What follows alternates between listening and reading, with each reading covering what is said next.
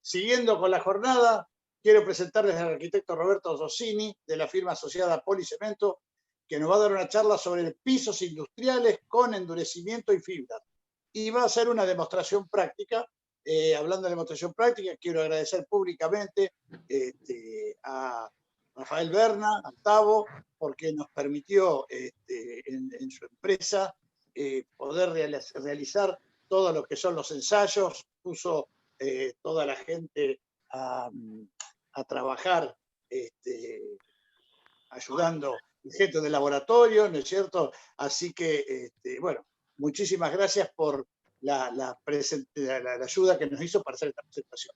Les cuento cortamente, porque estamos muy pasados, que Roberto Tosini se desempeña como gerente comercial de la firma Policemento, ha desempeñado como líder comercial en empresas de productos químicos para la construcción y mantenimiento industrial, y fundamentalmente, que lo más importante, es un artista consagrado del stand-up y de otras cosas, que no tiene nada que ver con esto, pero resulta ser muy divertido cuando uno lo ve. Bueno, adelante, querido Roberto, escuchamos en tu disertación. Bueno, muchas gracias, buenas tardes. La verdad que cada vez se va poniendo más raro esto. El Zoom anterior por lo menos podíamos ver las caras de los que estaban en la jornada. Hoy ya directamente no vemos las caras. Bueno, pero la verdad es que contento de estar acá porque esto da una difusión a todos estos productos, al hormigón elaborado, al hormigón en sí. La verdad es que la pasamos muy bien, son muchos años comunicándonos con este rubro, con este ambiente, y digamos con la intención, y esperemos que sea así, de poder ir aportando cosas para ir mejorando los hormigones, ir mejorando las improvisaciones, los pisos industriales en mi caso. Así que bueno, contento y gracias por estar y gracias por invitarme.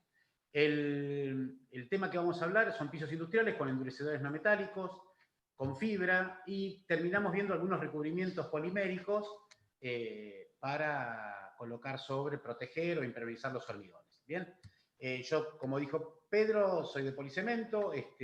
La firma tiene más de 30 años, empezó con fibra y tiene una línea bastante importante de todos químicos para la construcción, desde aditivo a productos para pisos, impermeabilizantes, selladores. Así que bueno, empezando con el tema, esto va a ser, son varios temas, entonces es como que vamos dando una pincelada de todo lo que tiene que ver con el piso industrial, ¿sí? Si llamamos piso industrial a una superficie generalmente totalmente apoyada y que pueden soportar situaciones de carga bastante importantes. Si hacemos una breve reseña sobre el piso industrial, la realidad es que al principio o en algún momento lo que se hacía era paños de 5x5, inclusive se hacían in situ, se hacían con un hormigón en el lugar, se iban haciendo de pequeños paños, pero la realidad es que el avance, no sé por qué se me quedó ahí la... A ver. El avance de las tecnologías como las hormigoneras, las fibras, los aditivos, digamos, productos químicos que fueron mejorando la calidad del hormigón, nos han permitido hoy hacer realmente tiradas de arriba de 1000 metros cuadrados. Y eso es, digamos, que es algo que ha avanzado mucho, que no ha sido solo por una cuestión que quisimos hacerlo, sino que la realidad que la misma industria, inclusive de la logística, por ejemplo, ha exigido que tengamos galpones de 12.000 metros cuadrados y con una velocidad de construcción que realmente requiere de toda esta tecnología.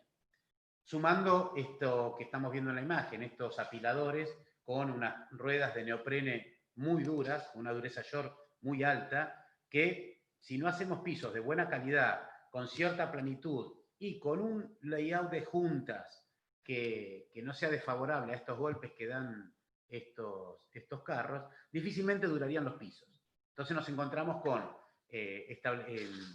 almacenamientos de cerca de 12 metros de altura, donde tienen que llegar esta mercadería. Entonces necesitamos cierta planitud, porque si no el carro, si no estuviera plano el piso, se caerían todos los productos. Y nos encontramos con que la disyuntiva de que la junta es el punto más débil del piso, ¿no? Esta debilidad que tiene la junta, que vemos algunas patologías y hay muchísimas más, entonces también estamos trabajando para ver de qué manera podemos evitar juntas, ¿no? Entonces buscamos algunos aditivos expansores, ¿sí? Que nos permiten hacer paños realmente grandes. También buscamos la planitud, ¿sí? Por esto que decíamos antes, porque la realidad es que necesitamos que los apiladores caminen a una velocidad importante con los productos encima y inclusive con la torre bastante arriba. Necesitamos cierta resistencia a la abrasión, ¿sí? Hacemos estos ensayos Taber donde uno puede ver qué resistencia va a tener este piso, sobre todo la superficie, a ese rozamiento de esas ruedas duras que por lo general van a desgastar el piso rápidamente.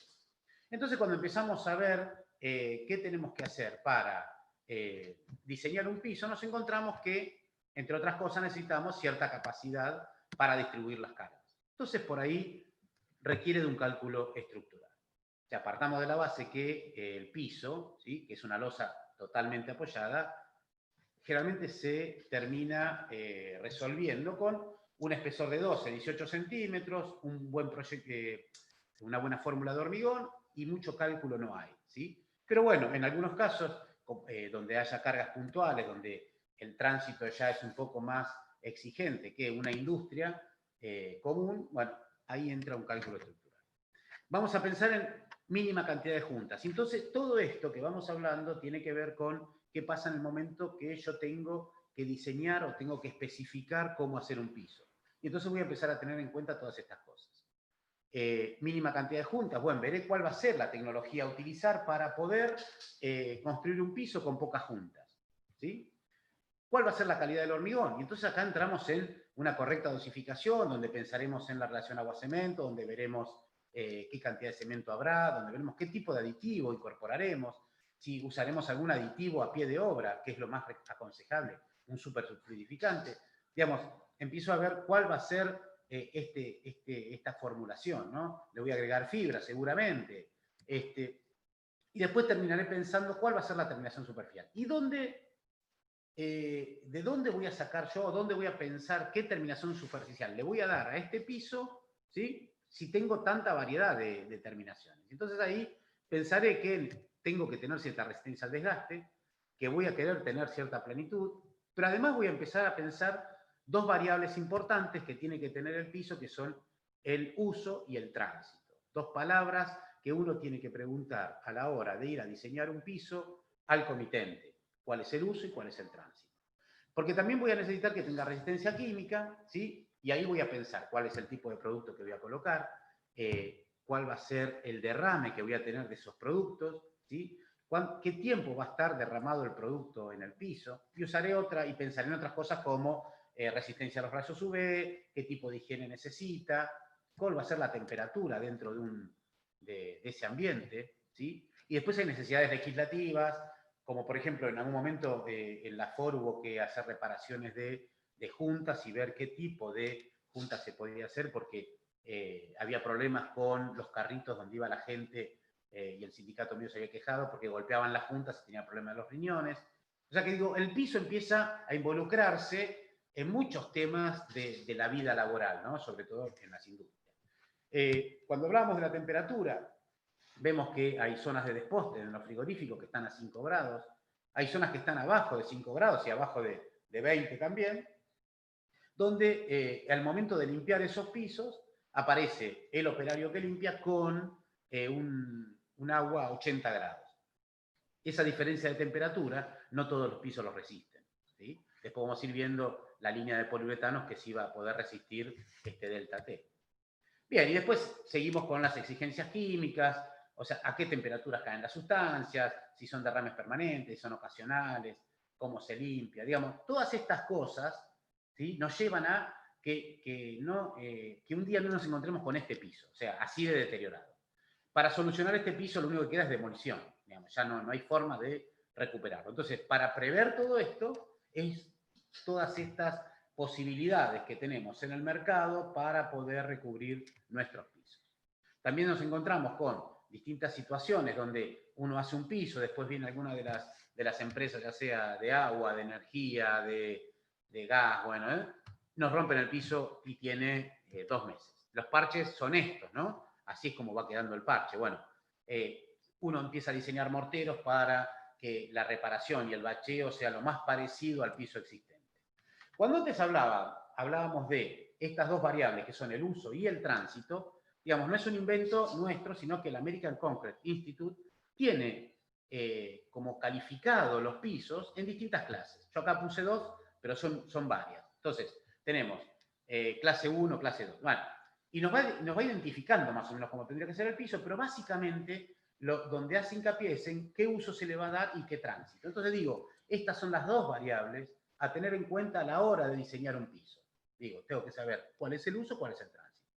Entonces, ¿y qué termino definiendo esto? Y me va a definir qué propiedades va a tener las losas, cuál va a ser el método de ejecución, qué terminación le voy a dar, el diseño en sí, ¿sí? Porque de acuerdo al uso y a ese tránsito, voy a pensar en que no se me fisure, que no se me desgaste, que no se degrade, ¿sí? Que no se me hunda, digamos, un montón de cosas y que fundamentalmente no desaparezca por la acción química de algún producto que se derrame, ¿sí? Entonces empiezo haciendo el movimiento de suelo. Y el movimiento de suelo, digo, bueno, a veces nos encontramos en obras donde mucha bolilla no se le da al movimiento de suelo, hay algún tipo de agüellamiento, como se ve en esta figura, y resulta que después dice, bueno, total, el hormigón lo va a tapar. Es verdad, el hormigón lo va a tapar, pero nos vamos a encontrar con este tipo de cosas. Por ejemplo, yo tengo aquí un espesor que es distinto a en este lugar. Esta diferencia de espesor me está hablando de una diferencia de cantidad de hormigón que no va a fraguar y endurecer en el mismo tiempo que este. Por lo tanto, cuando yo ya puse una llana arriba del hormigón, lo más probable es que en este lugar que quizá todavía no tenga la resistencia como para poder pasar la llana, se me hunda la llana. En este estado del hormigón, que está pasando de un estado plástico y se va endureciendo, empezar a deformarlo es muy difícil después lograr la planitud que uno quería. Por eso es importante que el movimiento de suelo tenga la planitud y la resistencia, ¿sí? Que se necesita para poder tener un piso arriba, poder montar un pavimento de hormigón sobre él. Y entonces en este uso y tránsito que tengo que hacer, y en los tiempos que me van a correr para poder realizar este piso, me voy a encontrar con distintos sistemas constructivos para hacer este piso. Un piso que puede ser una losa de hormigón con un pasador que me transmita cargas de un paño a otro, como generalmente se utilizan los pavimentos de calle, ¿sí? Puedo usar, digamos, una losa reforzada con mallas, ¿sí? De 5 milímetros, que básicamente van a funcionar como controladoras de contracción, ¿sí? Para evitar fisuras por contracción plástica, y por lo tanto, el uso de esta malla es importante que quede en el tercio superior del hormigón, ¿sí? Entonces, cuando nos preguntan, ¿esta malla puede ser reemplazada por fibra? Sí, y ahora vamos a ese tema. Entonces nos encontramos con este sistema.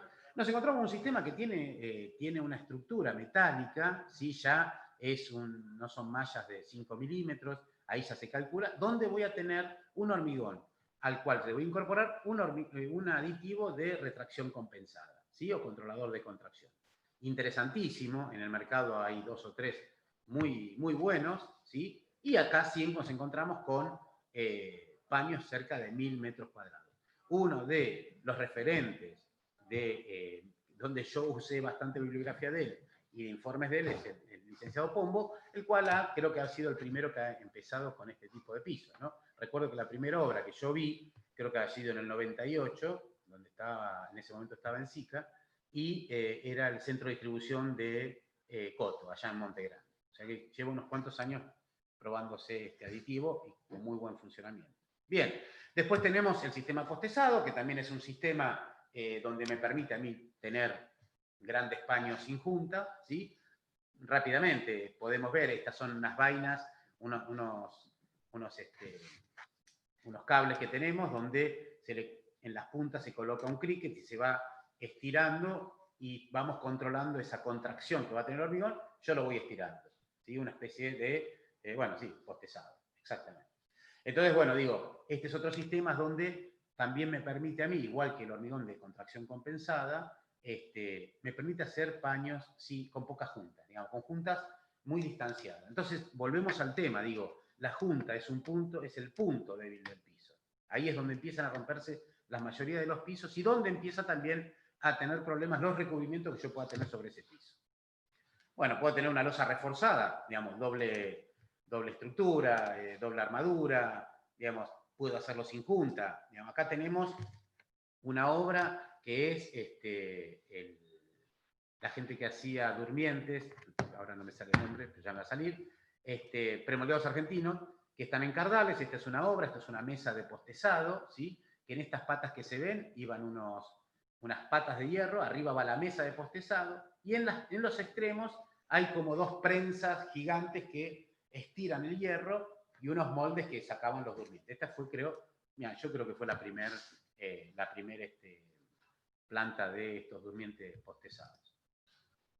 Y después, bueno, tenemos la incorporación de fibra, ¿sí? Para mejorar no solamente la fisuración por contracción plástica, sino además para, calculando la cantidad de fibra y el hormigón, digamos, cómo va a ser el piso, ese pavimento, yo puedo llegar a tener las mismas, el mismo resultado, las mismas resistencias con espesores más finos.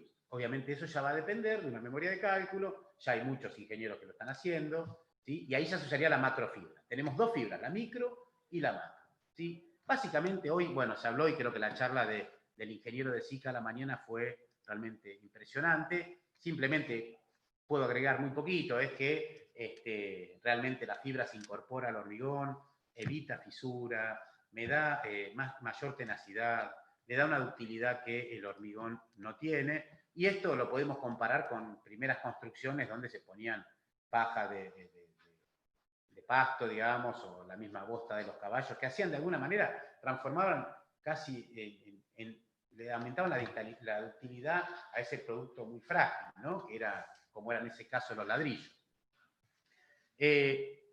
Después, entonces tenemos esta macrofibra, ¿sí? La que hablábamos antes, donde ahí sí es una fibra estructural, es la fibra que hoy más se está usando en obras, digamos, de mayor envergadura, y donde también se puede usar en hormigones proyectados. Digamos.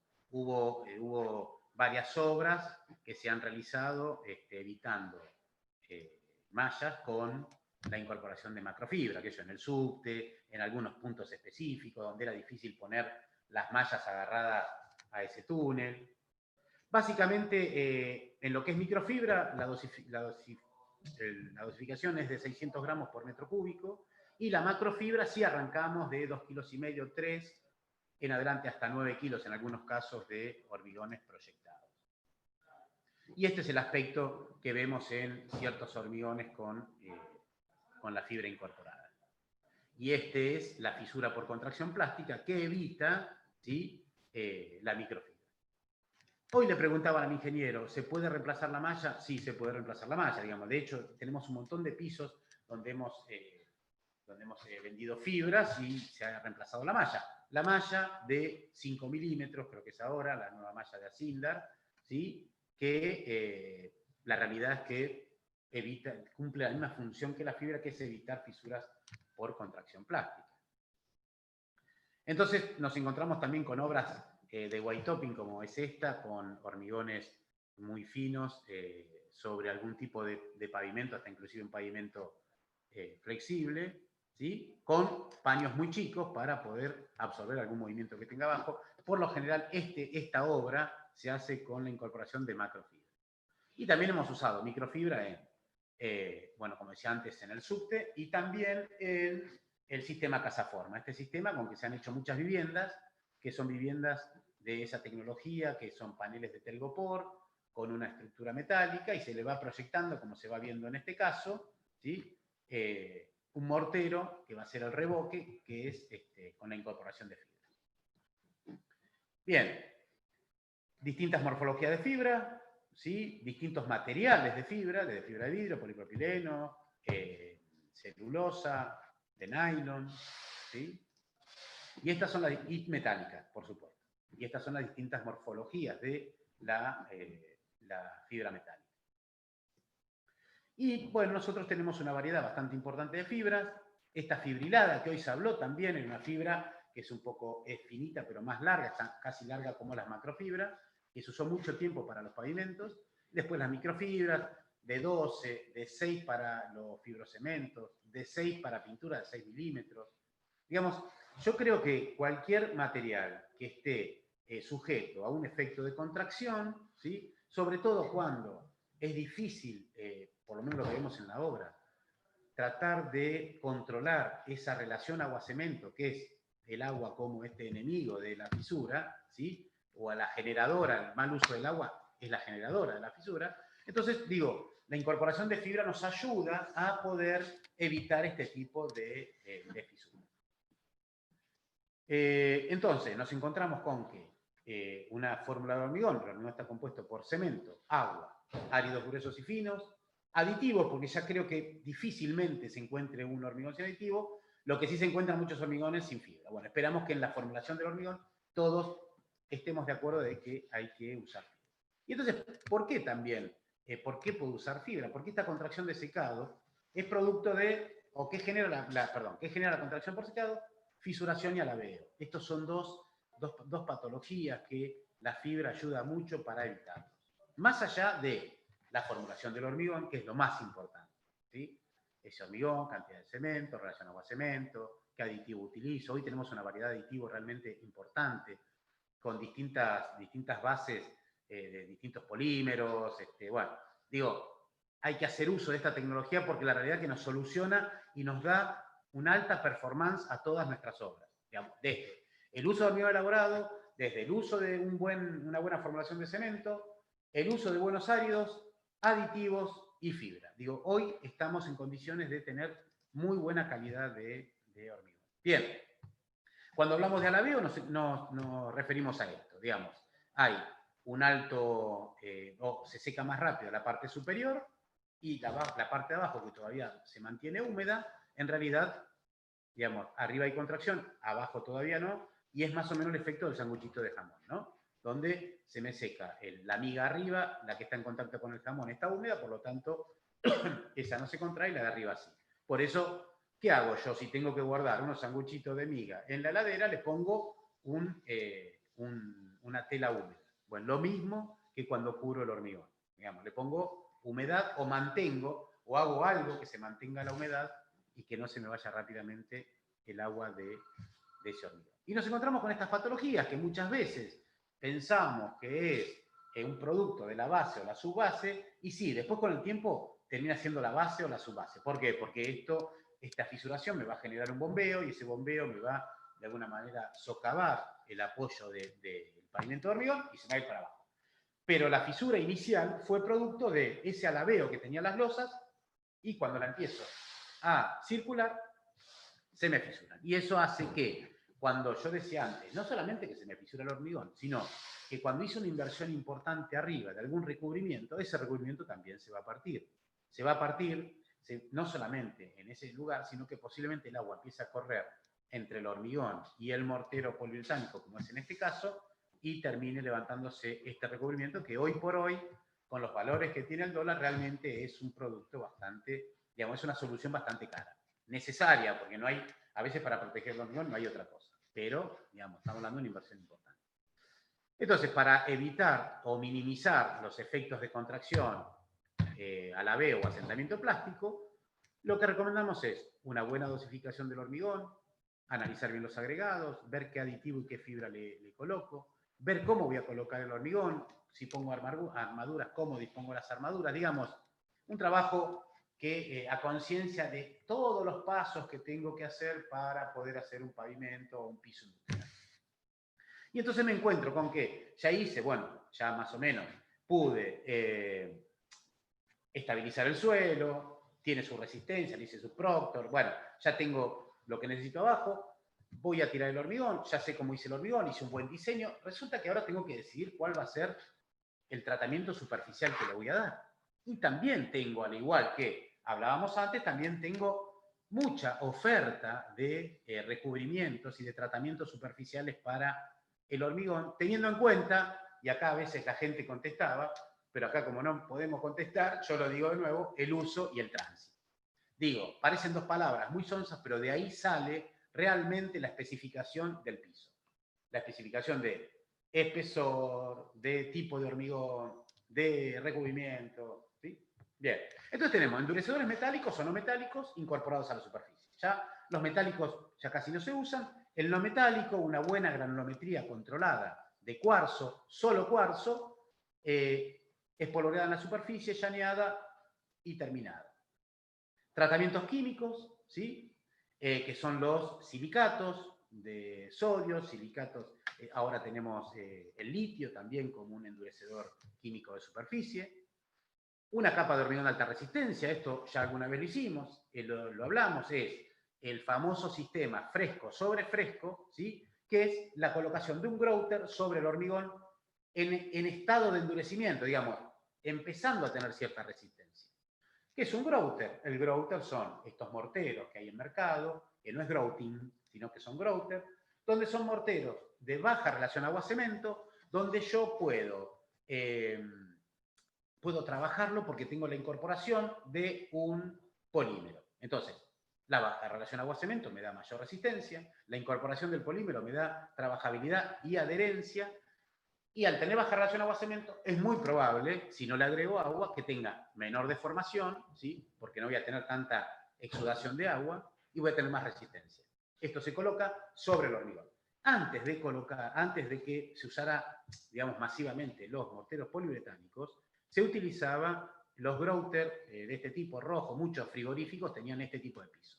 Porque si bien era un producto cementicio, tenía poca porosidad, no se deformaban tanto y soportaban bastante más la sangre, las grasas y lo que podía llegar a caer en un frigorífico. Después tengo los recubrimientos poliméricos, epoxi, poliuretánicos, acrílicos. Y entremos un poquito al tema del hormigón llaneado. El hormigón llaneado, ¿por qué tengo que poner endurecedor no metálico? Digamos, me llama la atención que todavía muchas veces tenemos que convencer a la gente que coloque el endurecedor no metálico. Analizando un poco el tema, yo pongo, tiro un hormigón, ¿sí? El hormigón obviamente, hay un agua que está de más y que se va a evaporar, ¿sí? Que es la que me ayudó, no para hidratar el cemento, sino para darle cierta trabajabilidad al hormigón. Bien, entonces, esa agua, la realidad es que se va a empezar a evaporar. Esa evaporación va a ir hacia arriba, ¿sí? Va a ir migrando hacia arriba, y me va a arrastrar, en algunos casos, un poco de arena floja, un poco de cemento, quizás si la piedra no está muy limpia, un poco de suciedad, y en la superficie me va a quedar una capita que en definitiva va a ser un mortero. ¿Por qué digo que va a ser un mortero? Porque la realidad es que si considero que un mortero es una mezcla de agua, cemento y arena, yo en la superficie tengo agua, cemento y arena. Bien, si yo tengo agua, cemento y arena, tengo un mortero con una alta relación agua-cemento, por lo tanto la superficie es demasiado débil, ¿no? Bien, entonces, ¿qué le voy a incorporar a eso? Lo que tengo que incorporar es más cemento, bien, pero no puedo agregarle solo cemento porque es muy probable que se me termine fisurando, porque va a ser una capa de, digamos, va a ser un mortero con una alta cantidad de cemento, sin tener ningún agregado un poquito más grueso. Y ahí entra el cuarzo. Entonces, ese cuarzo aglutinado por el cemento y el agua que tengo en la superficie me va a generar una capa muy dura, ¿sí? Yo acá tengo, mira, una muestrita que es, donde acá tengo el endurecedor no metálico, esto vendría a ser una especie de hormigoncito, y acá la capa superficial está adherida, ¿no? Adherida al hormigón, ¿bien? Y me da una superficie muy resistente. Bien, básicamente es eso lo que tengo que lograr. Entonces, de esa manera, yo justamente la parte superficial del piso, donde voy a tener circulando estos monstruos con estas ruedas diabólicas que me rompen todos los pisos, tengo que tener mucha resistencia. Y por eso tengo que incorporar endurecedor no metálico. No es, yo miren, recuerdo cuando vino Home Depot acá, hizo varios pisos sin endurecedor no metálico. Algunos anduvieron bien, otros anduvieron no tan bien. Digamos, quizá le faltó esa resistencia en la superficie. Pero la realidad es, bueno, ellos optaron por esa tecnología, digamos, los supermercados están, no es que no están. Bien, ahora, esa incorporación del endurecedor no metálico tiene cierta técnica para que no me pase esto que estoy viendo ahora, ¿sí? Que es esta fisuración o este ampollamiento del endurecedor que se me separa del hormigón. Y entonces, ¿qué es lo que sucede acá? Y puede ser que el hormigón ya haya perdido mucha agua, haya estado muy seco, quizás haya quedado agua, una laminación de agua entre el endurecedor y el hormigón, ¿sí? Bueno, digo, hay que tenerlo en cuenta. Todo tiene su técnica. Hay gente que sabe mucho de pisos, y bueno, son los que pueden prepararnos para hacer las cosas bien. ¿Cómo serían las etapas? A veces voy un poco rápido porque ya lo empiezo a ver a Pedro y bueno, ya me está medio, y falta un poquito todavía.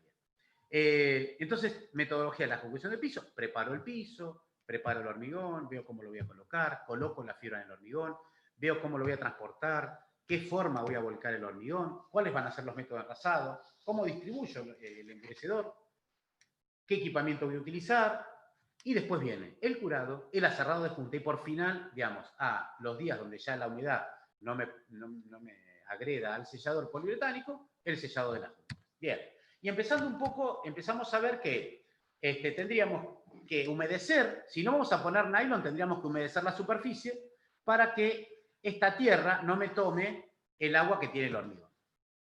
Cuando yo voy a hacer un hormigón con fibra, que no voy a poner malla, yo coloco todo el nylon, que es lo que recomendamos siempre, colocar nylon.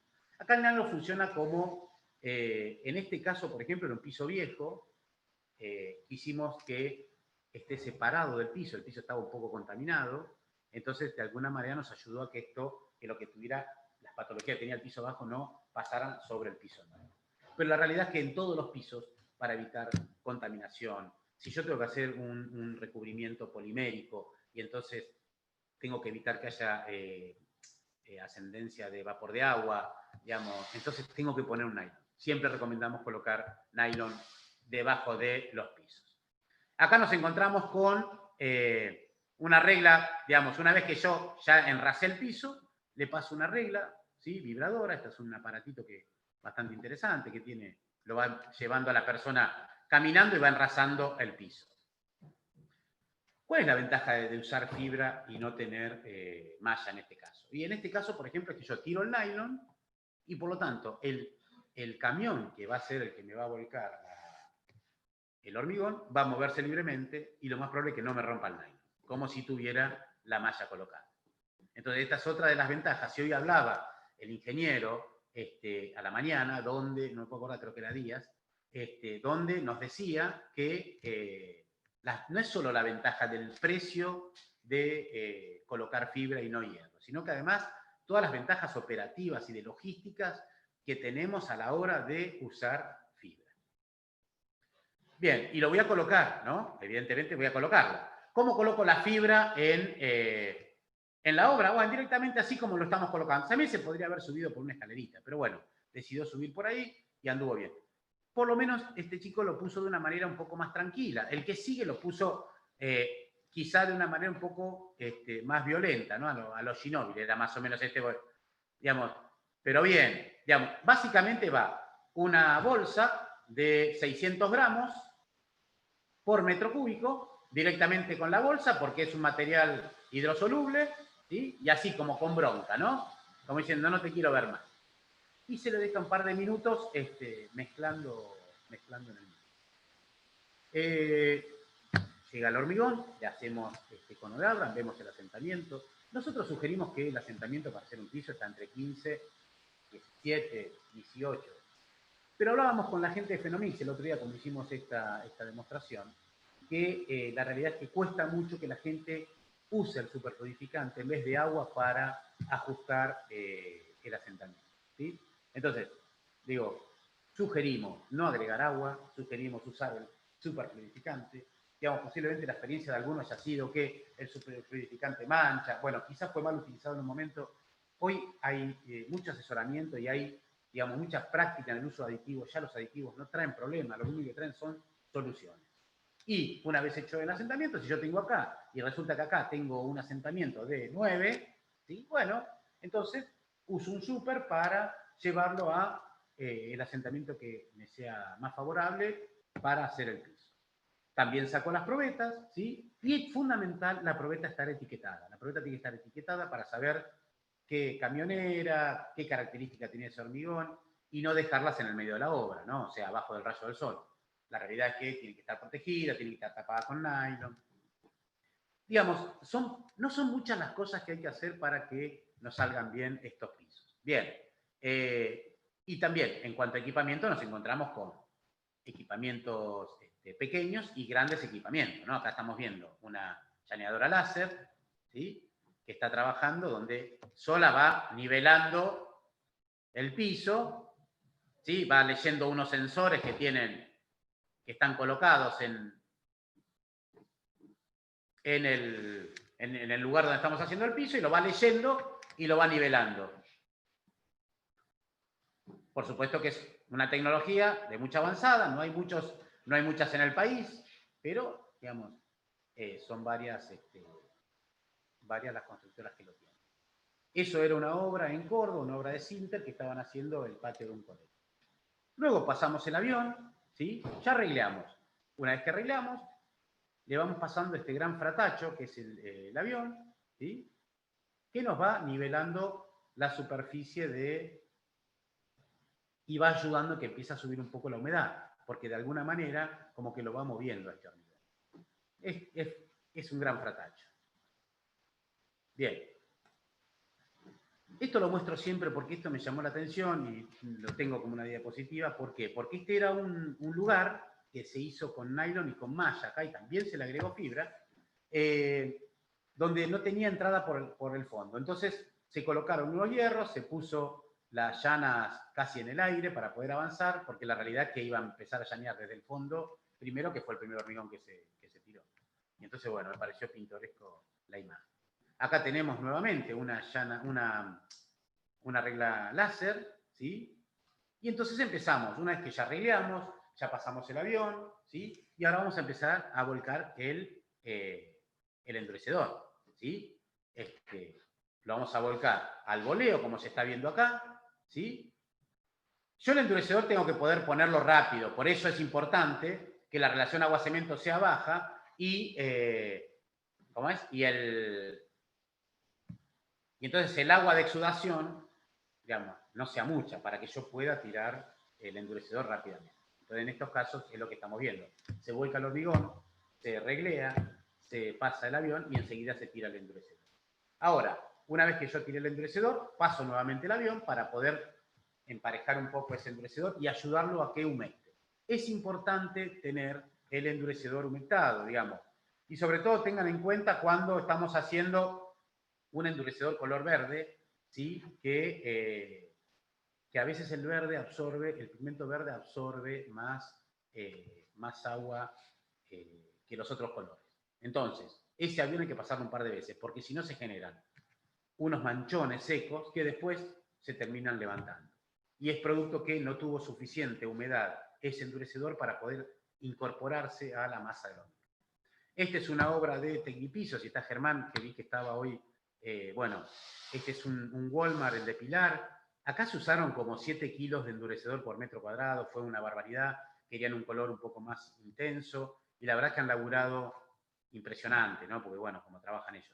Y bueno, fue una linda obra, y se había hecho este color para ese Walmart. Digo, ¿por qué hago hincapié de los 7 kilos? Digamos, hay que humectar con el agua de exudación del hormigón 6 o 7 kilos de endurecedor.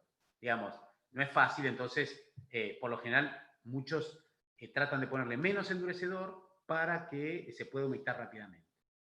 Y hago una aclaración de esto, digamos, la realidad es que lo que está ensayado son 2 kilos de endurecedor con 2 kilos de cemento, o sea, 4 kilos por metro cuadrado. Pocas veces se ve esta cantidad colocar en un piso. La realidad es que el piso, a simple vista y recién hecho, no va a mostrar una patología donde dice que tiene poco endurecedor. Lo que sí puede pasar que con el tiempo va a tener menor vida útil ese recubrimiento que otro recubrimiento que tenga la cantidad necesaria.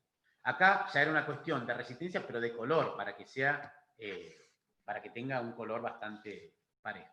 Este es otro color verde, y entonces esto es lo que yo decía. Uno cuando pasa el avión a veces van quedando como unos lamparones, que esos lamparones, digamos, después yo paso el plato, no me voy dando cuenta, pero la realidad es que esos lamparones después se terminan craquelando.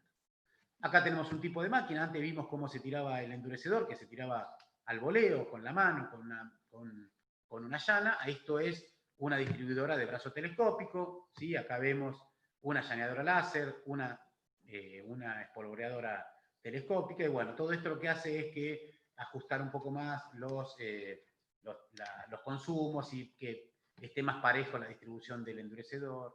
Como también tenemos la llana simple y tenemos las llanas dobles, donde la gente va sentada, con su joystick manejando estas máquinas. Y este es el resultado final de un piso llaneado, ¿no? Este es el resultado, piso brillante, que el brillo se lo puedo dar llaneando.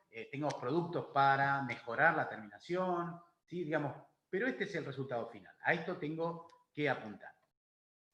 Y entonces una vez terminado, que ya llaneé y ya creo que lo tengo terminado, el llaneado, plano, tengo que curarlo. Y entonces acá sí aparece un tema muy importante que es el curado, que lo puedo hacer con un nylon, ¿sí? Como es este caso, pero ¿qué sucede? Es muy probable que cuando quiera sacar el nylon, todos estos puntitos que se ven ahí queden pegados como impresos en el hormigón y se vea manchado. Entonces, lo que sugerimos, por lo general, es en nuestro caso es el CUS o el CUSI, que es el curador al solvente, donde hay que colocarlo no de esta manera, porque de esta manera es muy difícil poder lograr la membrana que yo quiero lograr para poder curar el piso. Porque la realidad es que esta persona que está tirando un poquito acá, y yo lo que tengo que lograr casi es este tipo de efecto con la manta de curado. Esta es otra obra donde realmente se está poniendo la cantidad necesaria para que haga efecto esta manta de curado que estamos colocando. Porque el agua no puede perforar, no tendría que perforar esa mantita que yo estoy poniendo. Y lo que sigue es el de aserrado, ¿no? Un aserrado que puede llegar al tercio del espesor del hormigón y después se va a terminar de fisurar solo. Una vez terminado el aserrado, viene el momento del sellado. Y tengo dos tipos de juntas. Tengo la junta de trabajo, ¿sí? O de construcción, la junta de retracción o contracción. Y entonces, la junta de trabajo o construcción va a ser hasta donde llega mi paño, ¿sí? Que yo llené el paño ese día. Y las de retracción o contracción son las juntas que voy cerrando con la cerradura como veíamos antes. Hay una fórmula para tener un cálculo de junta y profundidad, que es que si es menor a 15 milímetros la junta, la relación de ancho-profundidad es 1 a 1, y si es menor a 15 milímetros, 2 a 1. Por lo general tenemos juntas de anchos de 6 milímetros, 7 milímetros, porque es más o menos lo que me corta el disco. Y entonces más o menos la relación es 1 a 1. Fundamental. El soporte, ¿sí? El fondo de junta, que es una espuma de poliéster cerrada. ¿Por qué? Porque yo tengo mi sellador, ¿sí? Si nosotros decíamos antes, hago el aserrado, la parte de arriba va a estar hasta, supongamos, un tercio del espesor, y después se va a fisurar más finito esto. ¿Por qué? Porque no voy a seguir aserrando. Entonces yo necesito que el efecto sea este. O sea, este es el fondo de junta, entonces mi sellador se ancle en los dos extremos. Si se me ancla en tres extremos, corro el riesgo que se me desgarre en el movimiento de los pavimentos, ¿sí? Y entonces si se me desgarra, pierdo el sellador, pierdo el efecto del sellado. Tengo que hacer mascarar los labios de junta, tengo que poner una imprimación. Si bien los poliuretanos son autoimprimantes, sugerimos colocarla porque queda muy sucia la junta. Se le coloca el fondo de junta y después se sella. Tengamos en cuenta que hay tres tipos de sellador, que hay bituminosos, hay acrílicos y hay poliuretano. El bituminoso es plástico, es un sellador que no tiene memoria, se deforma y no vuelve a su estado original. El acrílico es plastoelástico, digamos, tiene un poco más de memoria, pero tengamos en cuenta que es un producto que es base agua, por lo tanto tiene cierta contracción. Esa contracción hace que se separe muchas veces de los labios de punta.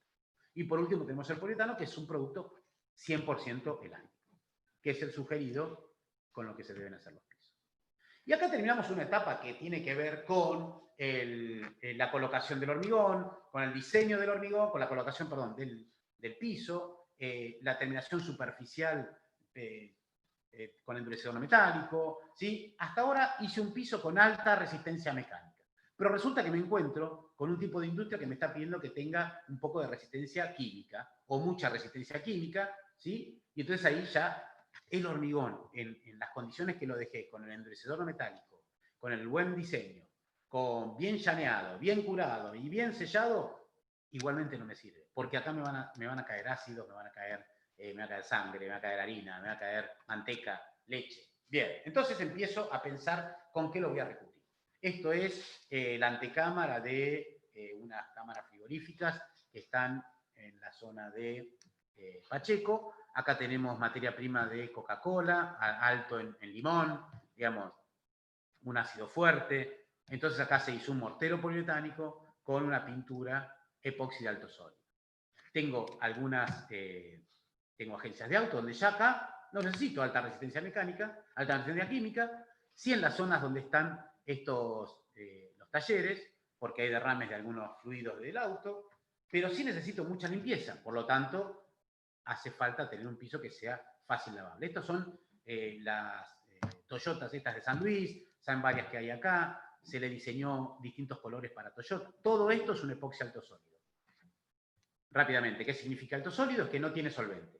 O sea, tenemos epoxis con solvente y epoxis alto sólido, ¿sí? Básicamente una pintura está formada por una resina, que generalmente en Argentina es o acrílica, o poliuretánica, o epoxi, y un vehículo, que puede ser agua, solvente, alcohol, ¿sí? Y unas cargas, que es el pigmento, alguna carga de cuarzo. Bien. Estos productos son sin solvente. ¿Por qué? Porque la realidad es que necesito un espesor de película seca bastante gruesito para tener resistencia no solamente química, sino mecánica.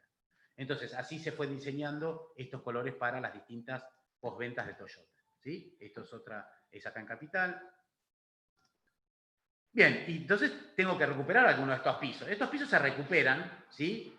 Con algún tipo de enduidos epoxis o poliuretánicos que se ponen a llana, y entonces un piso que se ve como está acá arriba, ¿sí? Termina estando así acá abajo, con todo este trabajo que se está haciendo a llana. ¿Bien? También me encuentro en los pisos viejos que tengo que reparar juntas. Bueno, entonces tengo que reparar juntas, me encuentro con este tipo de junta, dijimos, el punto más débil del piso. Bien, entonces me encuentro con esta junta tengo que cortarla a ambos lados, ¿sí? Una vez que la corto a ambos lados, pongo una imprimación, relleno con algún mortero epoxi poliuretánico o un grouting que no tiene contracción, y después vuelvo a hacer el aserrado y la sello, ¿sí? Esto es una perlita de la ciudad de Buenos Aires. Esto es la Plaza Clemente. También se diseñó un color de pintura para que quede, digamos, espectacular. Linda plaza. No sé si será muy funcional tenerla de color rosa, pero cada tanto nos genera una ventita porque hay que retocar algo. Así que, bueno, contentos con esta decisión de que sea de color rosa. Bien, acá tenemos en la planta de Nissan, se hace un hormigón, en realidad un hormigón viejo, hay que recubrirlo, y se colocan un poliuretano autonivelante, ¿sí? Donde se colocan con llana dentada, y así queda el piso como si fuera un mármol, ¿no? Se van colocando con llana, se le pasa un rodillo de púas y se termina un recubrimiento que tiene resistencia mecánica, mucha resistencia química y muy plano. Esto es algo que está ahora de moda, lo quería mostrar igual, que es el porcelanato líquido, un producto que no es tan simple de poner, que todos dicen el porcelanato líquido lo pongo a cualquier lado, no, hay que nivelar la base y después arriba se coloca el producto que es un epoxi autonivelante. Acá volvemos a ver la planta de Nissan y después tenemos la línea de algunos productos de baja resistencia química, pero muy decorativos como son los microcementos, ¿sí? Donde podemos recuperar distintos ambientes y locales, ¿sí? Colocando esto arriba de un montón de otros pisos. Digamos. Acá lo mismo, estamos recuperando una cancha de pádel para hacer la otra concesionaria de auto, también con sistemas donde se hacen enduidos poliuretánicos y epoxi.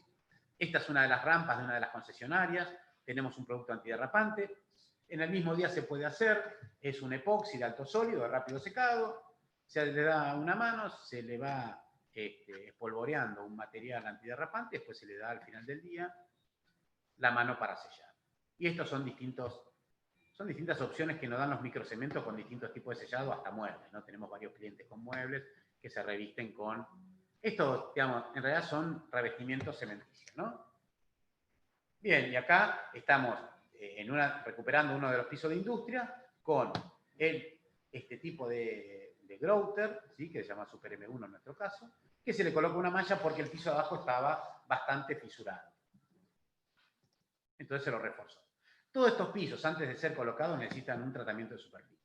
Y eso se hace a través de un escarificado, esto es un tambor que va rayando el piso, puede ser un esmerilado o pulido con estas máquinas, ¿sí? Hoy estas máquinas nos están permitiendo recuperar pisos como estos, ¿sí? Donde ya, digamos, terminan de esta manera. Empezaron así, se pulen, se limpian, se le va poniendo unos morteros de distintos espesores y terminan recuperándose de esta manera. En estos casos hay productos que se colocan autonivelantes. Esto es la obra de Pecón en Neuquén. Bueno, es un producto que tiene resistencias a las 6 horas y a las 24. Digamos, por eso digo, hoy estamos en condiciones de que la tecnología que tenemos en productos nos está ayudando a poder dar soluciones a un montón de patologías sin tener que demolerlo. Esta máquina de pulido, porque esta máquina de pulido, sí que se han recuperado pisos de la sucursal de Coto de Cabildo, digamos, los pisos han quedado impecables. ¿Y qué se hizo? En realidad se pulió el hormigón que tenían, ¿sí? Y quedó un piso de unas características como si fuera nuevo. Acá lo que vemos también, recuperando pisos que, digamos, están en estas condiciones y terminan en estas, digamos, sin tener que levantar. Esto es más o menos, digamos, lo que tratamos de diseñar para poder recubrir los pisos que ya son viejos. Este es un mortero poliuretánico, ¿sí? Que es monocapa, se va poniendo el producto, se le pasa un rodillo, que es lo que va como pintando el mismo piso, y el piso queda terminado, ¿sí? Acá tenemos una obra muy interesante, esto es en el macro de acá de Munro, donde se hizo este nuevo piso que se llama terrazo. Esto es un mortero poliuretánico y se pule con este tipo de máquinas, y la verdad que así, de esta manera. Entonces me van quedando el piso, el hormigón llaneado me va quedando así, me va quedando como si fuera un gran porcelanato, ¿sí? Acá vemos el costo, y esto es ya Estados Unidos, digamos, creo que este es el aeropuerto de Las Vegas, donde esta tecnología del terrazo se usa muchísimo, ¿sí? Igual, se coloca el mismo piso como estaban colocando en esta acá, perdón, en esta, ¿sí? Estamos colocando un mortero poliuretánico, esto es algo similar, y con las mismas máquinas se va puliendo el piso, nada más que allá, bueno, hacen, no sé, 10.000 metros como si nada, y se van haciendo dibujos, digamos, nos da muchas posibilidades. Esto fue una muestra que se hizo en la nueva nave de acá de Ezeiza, que se pensaba hacer un terrazo de este tipo, bueno.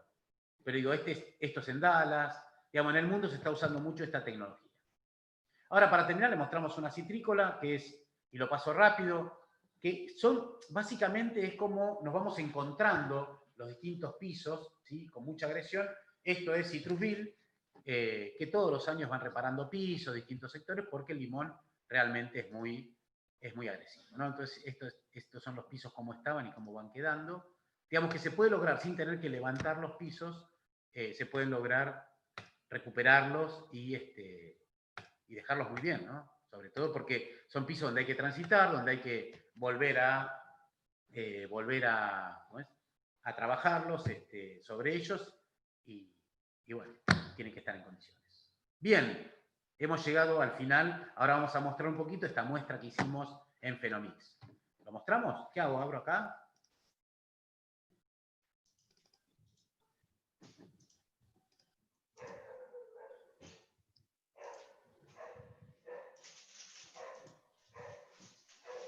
Vos lo ponés, ahí va. Ahí lo pongo. Vale. Hicimos una muestra en Fenomix. La verdad que quise mostrar un poquito la planta. Tuvimos la colaboración de dos empresas, ¿sí? Fenomix, hormigón elaborado, están en San Fernando, Materiales San Fernando se llaman también. Realmente nos han abierto las puertas para pusieron a disposición su establecimiento. Con Pablo Ferraro, el jefe de laboratorio de ellos, realmente una atención bárbara. José, su asistente, realmente nos han ayudado mucho. Y la gente de Policentro Mataderos, que es la gente que llaneó y llevó las máquinas, que es uno de nuestros puntos de venta y capacitación en Capital. Están ahí en Alberdi y General Paz. Bueno, ellos fueron los que hicieron el llaneado, pero el hormigón lo puso Fenomix, así que agradecemos al Tavo Berna. Y un poco acá va viniendo el camión, esa sensación, ¿no? Que cuando estamos en la obra que tenemos que hacer un piso donde nos van diciendo de la hormigonera que no sé, es algo raro cuando va viniendo el camión, es una satisfacción enorme. Acá vamos viendo cómo se va colocando la fibra, ¿sí? Es la bolsita de 600 centímetros cúbicos, de 600 gramos, con un papel hidrosoluble. Y la verdad es que no hace falta más. Lo que quería yo decir, la fibra es, en algún momento pensamos que la dosificación era de 800, algunos piensan que poniéndole más posiblemente logren mejor resultado. La realidad es que con 600 gramos estamos bien y hemos logrado poder hacer pisos con una alta exigencia mecánica sin ponerle hierro, ¿sí? Se va esperando a ver que de un poco de vuelta, bueno, volvió a mostrarla.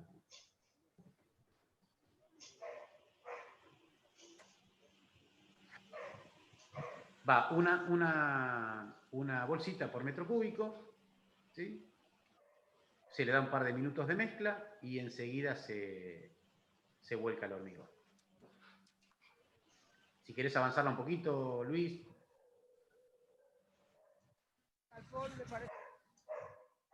Una vez que empezamos a volcar, nos encontramos, bueno, esto ahí se ve la fibra. Hacemos el cono de Abraham. Medimos el asentamiento.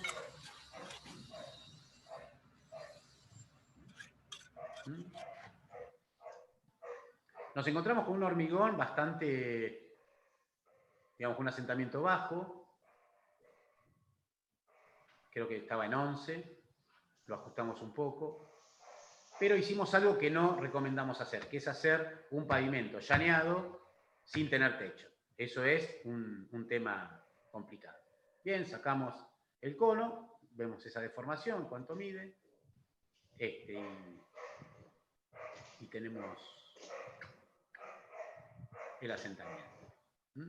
Por lo general la fibra, 1 o 2 puntitos de asentamiento nos saca, ¿sí? Eso hay que tenerlo en cuenta. Voy volcando el hormigón, lo voy paleando, ¿sí? El hormigón está sequito.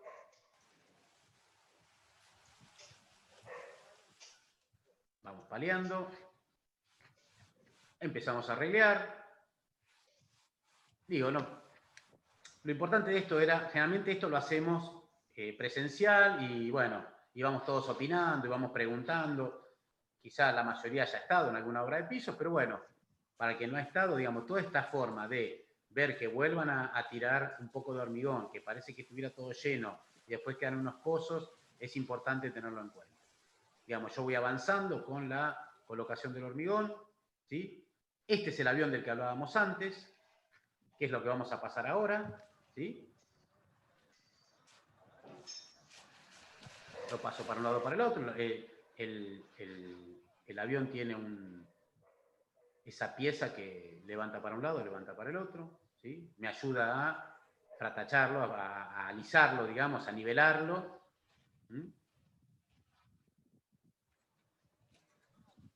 Y así voy pasando en toda la superficie donde lo esté haciendo. Luego viene el espolvoreo del endurecedor no metálico. Voy colocando. ¿Cómo puedo sacar el consumo del endurecedor metálico? Y más o menos lo que llevo consumido y los metros que pude cubrir. Porque la realidad que así a mano es muy difícil tener exacto cuál va a ser el consumo por metro cuadrado. Pero bueno, más o menos lo voy sacando cómo voy avanzando, ¿no? Lo importante es que no, digamos, tratar de que no tenga arena, tratar de que no me quede en lugares sin endurecedor. Si acá se ve, estamos abajo del rayo del sol, acá se ve el hormigón bastante secote, ¿sí? Ya más complicado, pero acá vuelvo a pasar el avión sobre ese hormigón que tiene espolvoreado el endurecedor no metálico. Ya el endurecedor empieza a aumentarse, digamos, y empieza a incorporarse a el hormigón existente. Bien. Pasando, y de alguna manera, estamos hablando que el hormigón en este momento está en un estado muy plástico, ¿no? Y entonces viene la etapa del plato. Esto es un plato, ¿sí?, que hay de 90 centímetros con la llaneadora. El plato se le coloca, se la traba con las mismas llanas de la máquina.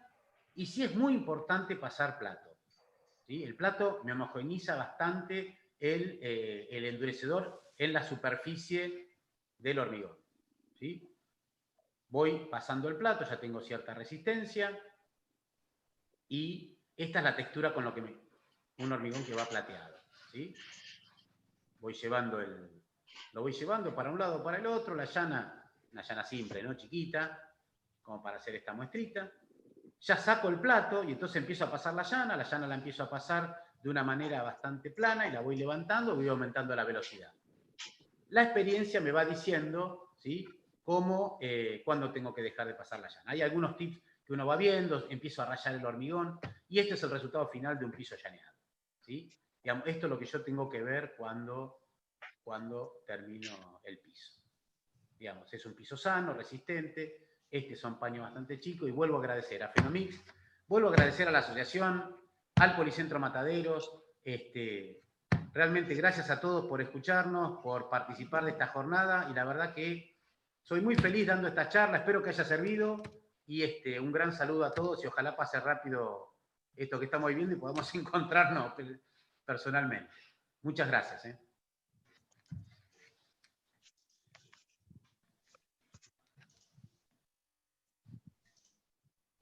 Bueno, muchísimas gracias, Roberto.